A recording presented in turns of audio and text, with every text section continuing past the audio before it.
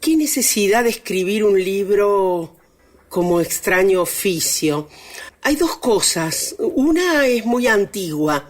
La cantidad de recuerdos, escenas, cosas vistas o escuchadas a lo largo de una vida que es ya larga, que en algún caso han servido de apuntes para escrituras mayores, ficción, novelas o cuentos, pero que en otros casos quedan ahí en mi memoria y pienso que no van a ser escritas como asuntos únicos.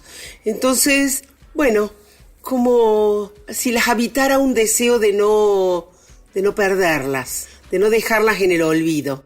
Como cuando era chica y me sentaba con mi amiga Adriana en el veredón del ferrocarril en mi pueblo y jugábamos a imaginar las vidas de las personas que pasaban, las imágenes que veíamos en el coche comedor del Rayo de Sol o el Sierra-Noche, de los trenes.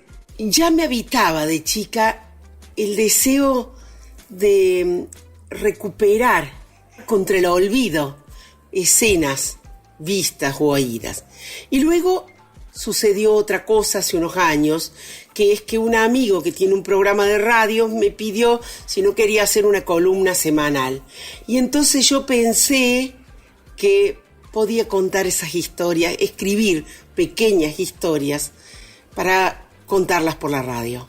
Entonces, bueno, Extraño Oficio es una selección de todo eso. En un nuevo capítulo de No Ficción, conversamos con María Teresa Andrueto, la escritora argentina autora de Extraño Oficio, un libro que reúne historias breves, preciosas anécdotas, crónicas y relatos en los que la vida se mira como en un espejo. Antes de empezar, queremos hacer una breve aclaración. Este episodio fue grabado en casa para proteger la seguridad de la autora y del equipo de producción de No Ficción. Por ello, esperamos sepan disculpar si se cuela algún sonido ambiente. Vení, pasá. Esto es No Ficción, el podcast de libros de Penguin Random House Grupo Editorial. Gracias por acompañarnos. En No Ficción leemos con vos.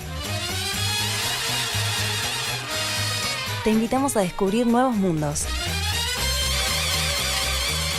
Un viaje sin escalas de la mano de los autores más reconocidos.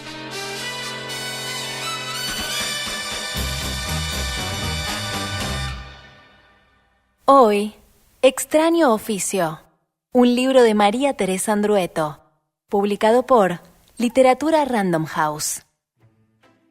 El ejercicio de mirar y de escuchar. Siempre sentí que la escritura era eso.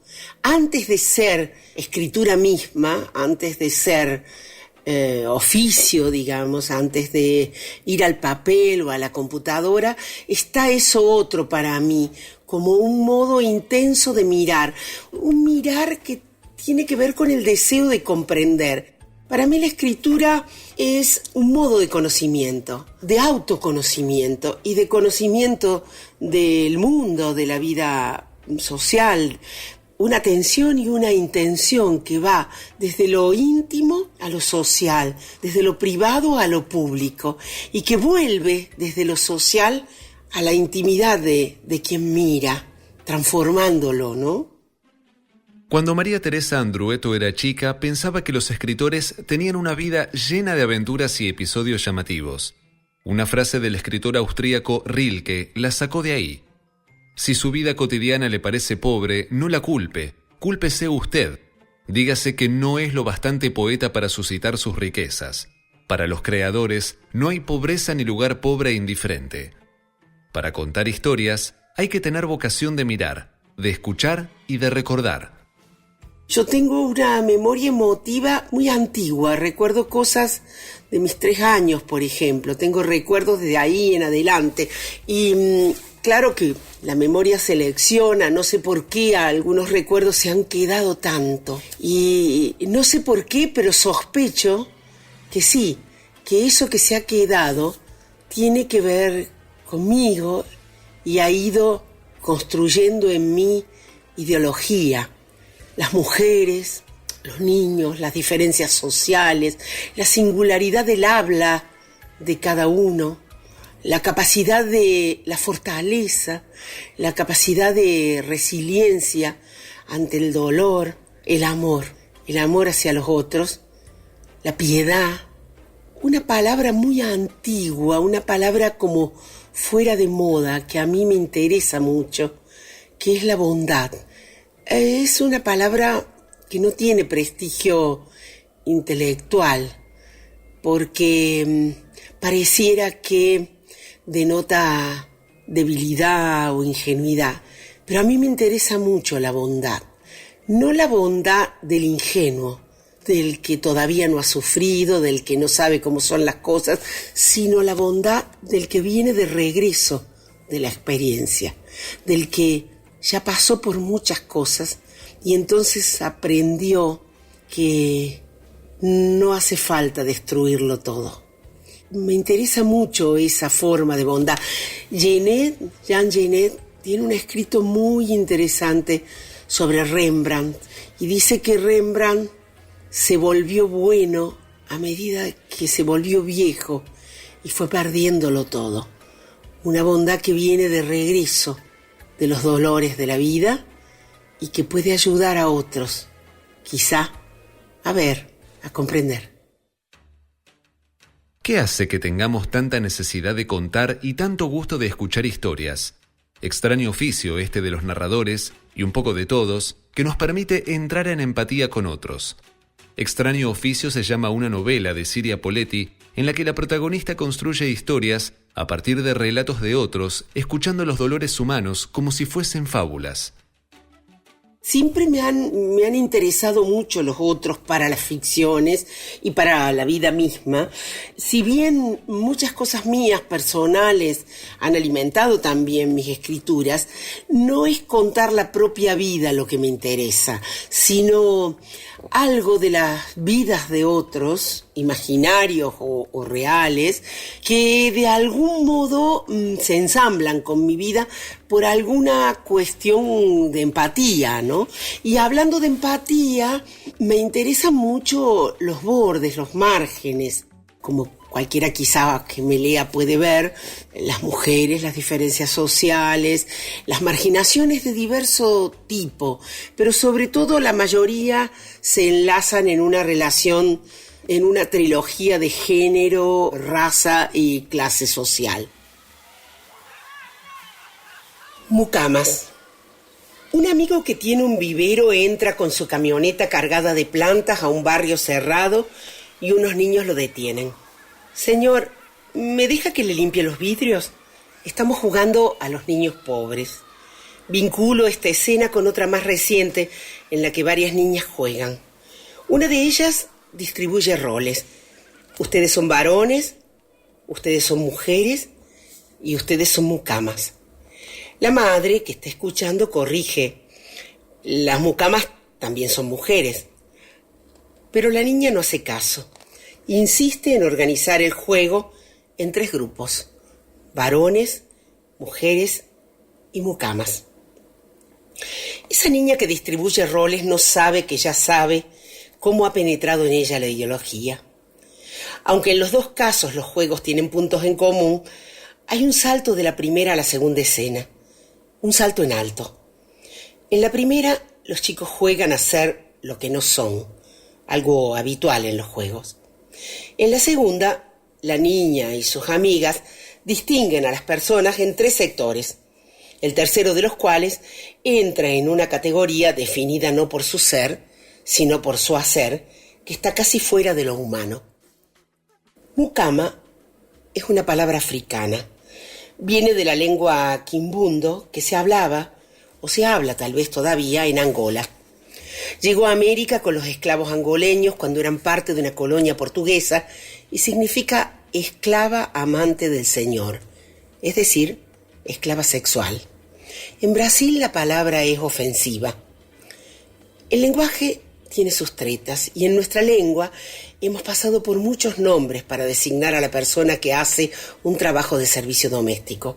Desde los ya antiguos fámula o sierva o criada o empleada a secas, hasta las actuales denominaciones la señora que limpia, la mujer de la limpieza, la chica que ayuda en casa.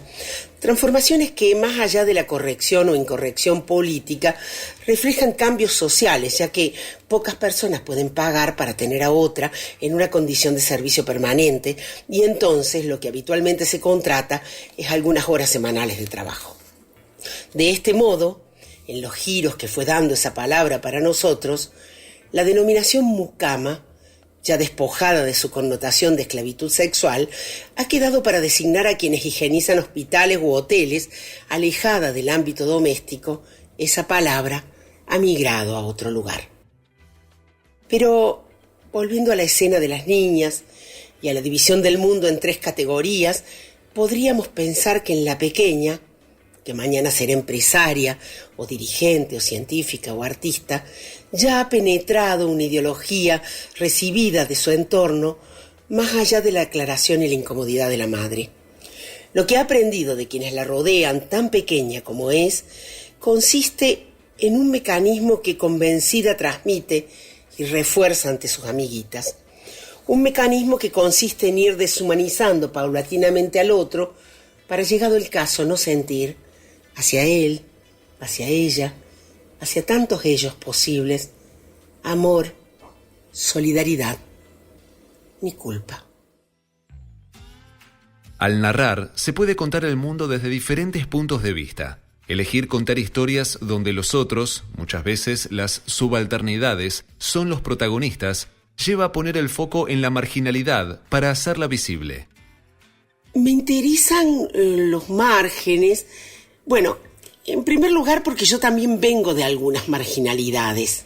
No me interesa la marginalidad como un regodeo, como una ostentación de marginalidad, sino mirar en los márgenes para intentar llevar eso al centro, a algún centro de algo que haga que otros vean eso.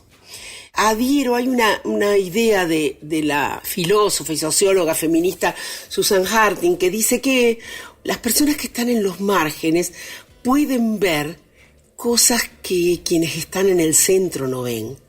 Y entonces, desde esos márgenes hacia el centro, me gusta mirar. Yo vengo de cierta marginalidad, porque me crié en un pueblo, muy en las afueras de un pueblo, en una zona que tenía mucha precariedad en ese momento, en mis primeros años de infancia. Tuve mucha vecindad con la locura, porque me crié en un pueblo que tenía el psiquiátrico más grande de Sudamérica en aquellos años, con 7.000 internos, y era un open door, entonces a veces veíamos mucha gente en la calle, yo también iba ahí, íbamos, gente del pueblo. La marginalidad de los pueblos, la de pertenecer a un cierto sector social, el venir de inmigrantes pobres, sobre todo por el lado de mi mamá, la condición de mujer. Empecé a escribir para adultos, pero empecé a publicar en el mundo de la literatura para chicos, eso también era una marginalidad. Mujer que escribe, mirando a otras mujeres que escriben, los años de la dictadura, el exilio interno, la vida política y las proscripciones, digamos, son como aspectos de cierta marginalidad que me han permitido ver ciertas cosas y llevarlas al centro. Para alguien como yo, que no me considero hoy una persona marginal, sería injusto decirlo, más bien diría una persona que llegó a ciertos centros, porque a centros de lectura, a premios internacionales, digamos, pero que tiene una memoria de todo aquello vivido y sobre todo una memoria que está en el modo de mirar. Antes de tener un nombre más reconocido y entonces ir a Buenos Aires pagado el hotel por las editoriales, cuando yo iba a actividades y tenía que buscar un hotel por mí misma, iba a un hotel de la avenida Callao que se llamaba, porque lo han cerrado, Nuevo Hotel Callao, casi en la esquina de Callao y Sarmiento. Un hotel precioso, porque muy antiguo, que tenía muy buen precio y una excelente ubicación, unas habitaciones preciosas, antiguas, muy lindas, solo que como no tenía vestíbulo y demás, no era un hotel muy caro.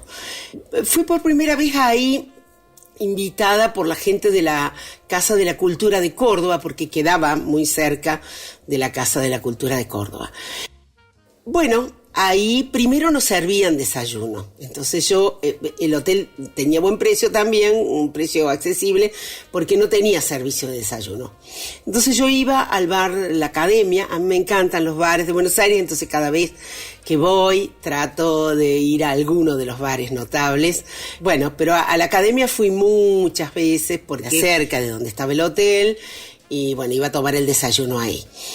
Un día ofrecieron servicio de desayuno y entonces conocí a Paulina. La sala de desayuno era una de las habitaciones que da a Callao. Claro, era una habitación que se habilitó para desayuno. Había una cocinita pequeña y la sala tenía toda luz artificial, la sala de desayuno, luz artificial, y solo una pequeña ventana hacia Callao, que bueno, era mi preferida, pero no solo mía, la de todos, bellísima, porque una ventana, una mesa chiquita con 2 sillas, y de ahí yo podía ver el lustrín que está en la esquina, que tiene una caja de lustrar preciosa, digna de un museo. Y justo a la altura de esa ventana, en la otra vereda, el cartel del estudio de danzas de María Fuchs, que es una institución en la danza contemporánea, ¿no? Pero lo cierto es que ahí conocí a Paulina y Paulina me contó. Yo tengo algo que hace que la gente me cuente. Supongo que es porque sé escuchar. Enseguida hago empatía con el otro y me quedo muy atenta. Y bueno, a todos nos gusta ser escuchados. No lo hago en un sentido utilitario. Esto así, previo. A ver, voy a ir a un lugar a ver si cosecho historias, como decía Carver. No, nunca hago eso. Las historias me llegan, nunca las busco.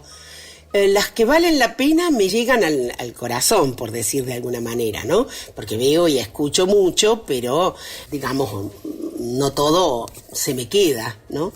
Entonces, bueno, Paulina me cuenta lo que ella me cuenta, y lo que me hace puntum, como diría Bartes, es que ella me cuenta que está empezando a trabajar en el hotel porque su marido, que era sereno, de ahí del hotel, tuvo un ACV y bueno, ella no puede seguir trabajando y con la jubilación sola no les alcanza.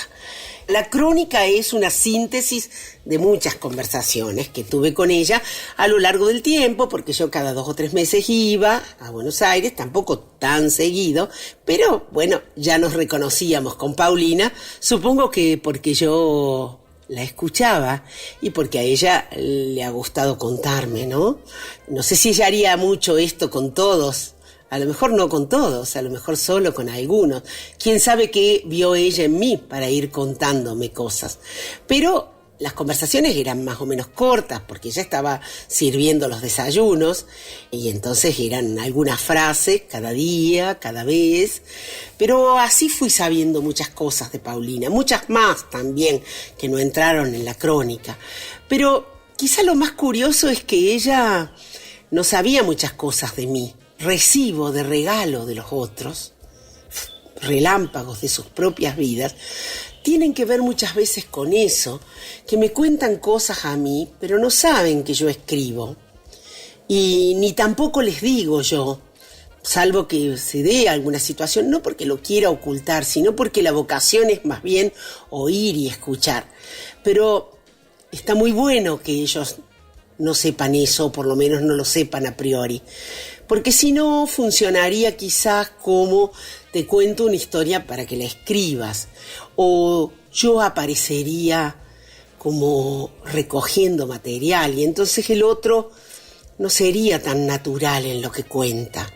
En cambio acá lo que sucede, lo que sucedió con Paulina, es que ha sido una conversación o unas conversaciones naturales, frescas, sin segundas intenciones, ni de parte del otro, ni de mi parte. Entonces, bueno, yo supe muchas cosas de Paulina y también me gustó a mí, me gustó mucho que el marido y ella, el marido hacia ella, el marido enfermo con su ACV, le haya dado ideas a ella y que ella haya ido a la gente del hotel, claro, en un hotel un poco familiar, digamos, los empleados se conocían todos, tenían relación directa con el dueño, no era ninguna cadena de hoteles ni nada de eso, y por eso se pudo dar esta situación, de que el marido le dijera, andá y decile que vos podés hacer el desayuno. A eso solo lo dice un hombre inteligente.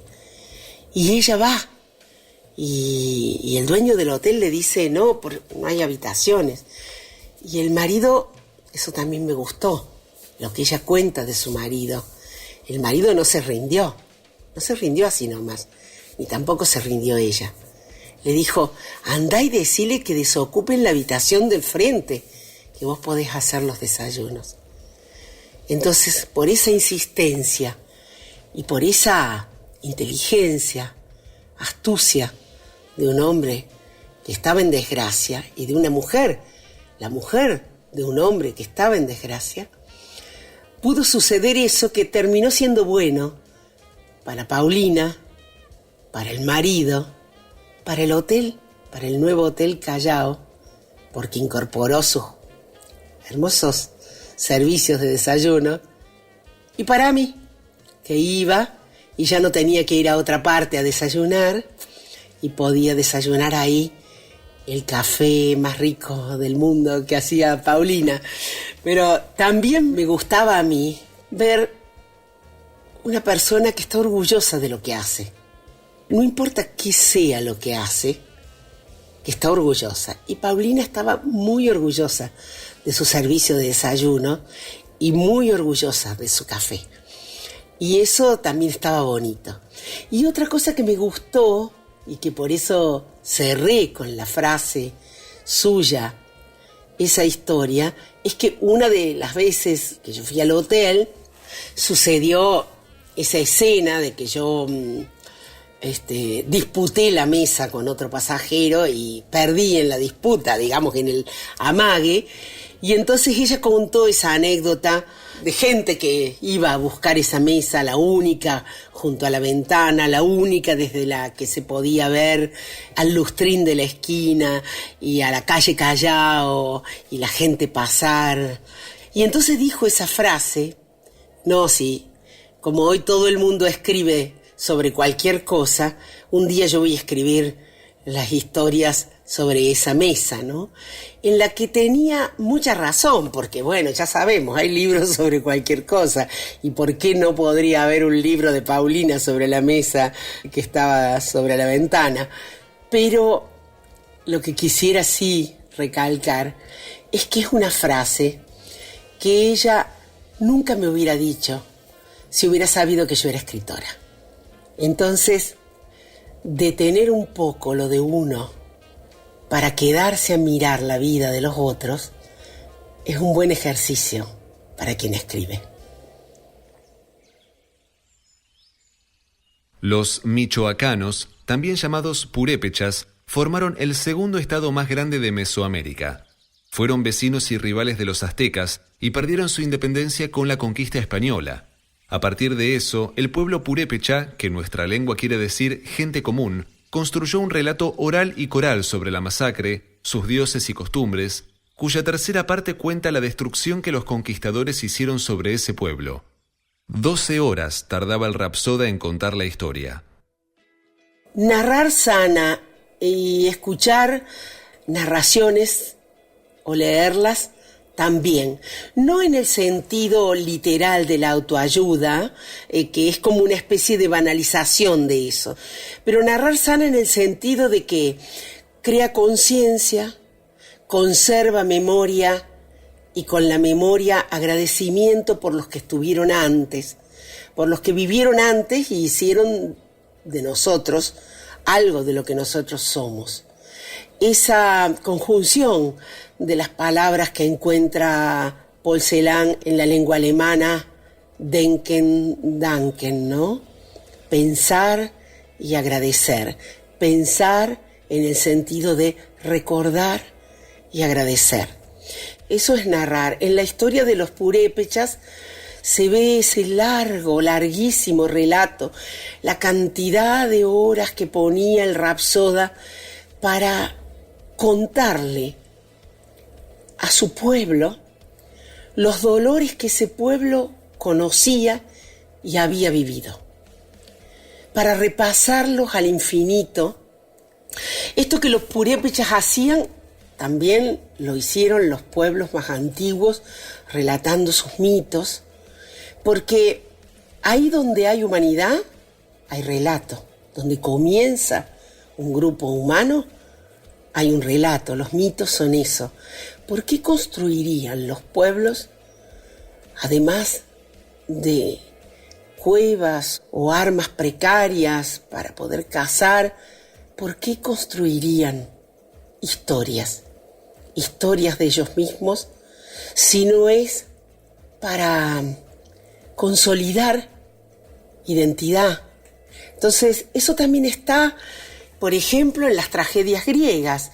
Los grandes trágicos griegos construían sus tragedias sobre historias que los griegos, los que iban a ver esas tragedias, ya conocían. Las historias de sus héroes, sus mitos. O sea, que no iban para descubrir nada nuevo. Iban para encontrar nuevas formas de decir y de escuchar aquello que ya sabían.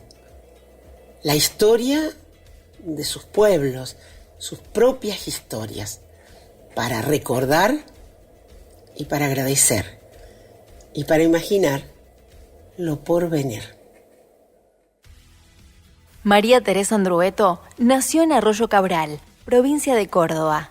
La construcción de la identidad individual y social, las secuelas de la dictadura y el universo femenino son algunos de los ejes de su obra.